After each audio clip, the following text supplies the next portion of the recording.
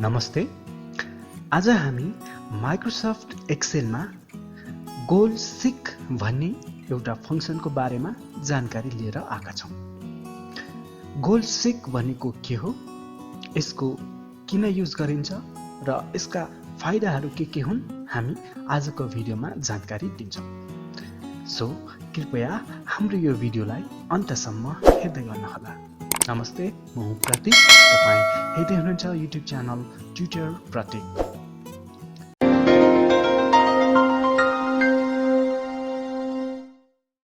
सबैभन्दा अगाडि एउटा सानो एक्जाम्पल मैले लिएका छौं, मन्थली सेल्स भनेर, जसमा तीनवटा प्रडक्टहरू छ ABC र यसको मन्थली सेल्सबाट आउने इन्कमहरू मैले राखेका छु। A र B को छ, C को छैन, जुन हामीलाई निकाल्नु छ र त्यो इन्कममा लाग्ने ट्याक्सहरू राखेका छौं र टोटल भनेको इन्कममा ट्याक्स डिड्युस भएपछि रहने हाम्रो टोटल एमाउन्ट हो, जुन हाम्रो रियल इन्कम हुनेछ।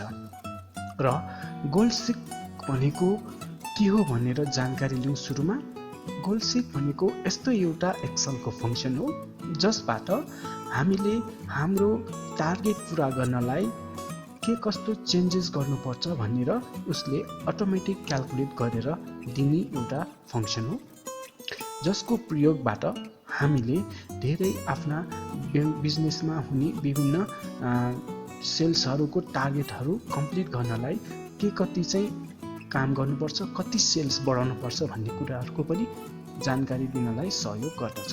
जस्तै यो एक्जाम्पलमा हामीसँग दुईटा प्रडक्टको सेल छ, जस्तै एउटाको 1,50,000 र अर्कोको 2,50,000 छ, जसबाट हाम्रो मन्थली इन्कम टोटल 3,45,000 मात्रै भएको छ। तर हाम्रो टार्गेट 5 लाख मन्थली पुर्याउनु छ भने अब हामीलाई प्रडक्ट सी कति इन्कम आउने गरी, कतिको रेभिन्यू आउने गरी सेल गर्नु पर्यो त, जसबाट हामीले टोटल 5 लाखको टोटल इन्कम गर्न सक्ने होस्। सो यस्तो कुरालाई चेक गर्नको लागि एक्सेलको गोल सिकको प्रयोग गरिन्छ। सो गरेर हेरौँ हामी। यसको लागि सबैभन्दा अगाडि हामी डेटा ट्याबमा जाउँ र डेटा ट्याब पछि यहाँनिर राइट साइडनिर व्हाट इफ एनालाइसिस भन्ने छ, यसमा क्लिक गरौँ र गोल सिकमा क्लिक गरौँ। त्यसपछि एउटा सानो डायलग बक्स ओपन हुन्छ, जसमा तीनवटा फिल्ड छ, set cell, to value, by changing cell. सबैभन्दा अगाडि सेट सेलको भ्यालुमा हामीले कुन सेलको एड्रेस हाल्ने त भन्दाखेरि सेट सेल भनेको त्यो सेलको एड्रेस हो जसमा हामीले हाम्रो टार्गेटेड भ्यालुलाई पुर्याउनु छ।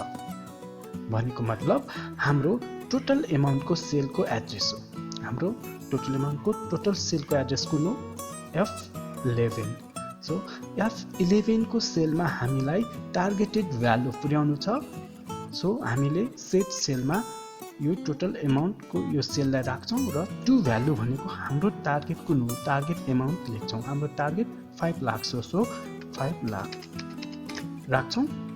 अब हाम्रो यो सेलमा 5 लाखको टार्गेट पुर्याउनलाई कुनलाई चाहिँ चेन्ज गरेर पुर्याउने हो, बाई चेन्जिङ सेलमा हामी त्यसको एड्रेस राख्छौं। जस्तै हाम्रो यहाँनिर प्रडक्ट सी को इन्कमको फिल्डलाई राख्दियौं। अब के गर्छ एक्सेलले, सेट सेललाई टार्गेटसँग म्याच गराउनलाई, यसलाई यो 5 लाख पुर्याउनलाई यसमा कति थप्नुपर्छ अटोमेटिक क्याल्कुलेट गरेर हामीलाई यहाँ राखिदिन्छ। So let's try. ओके गरौँ। हेर्नु होला, टार्गेट भ्यालु र करेन्ट भ्यालुलाई म्याच गरायो।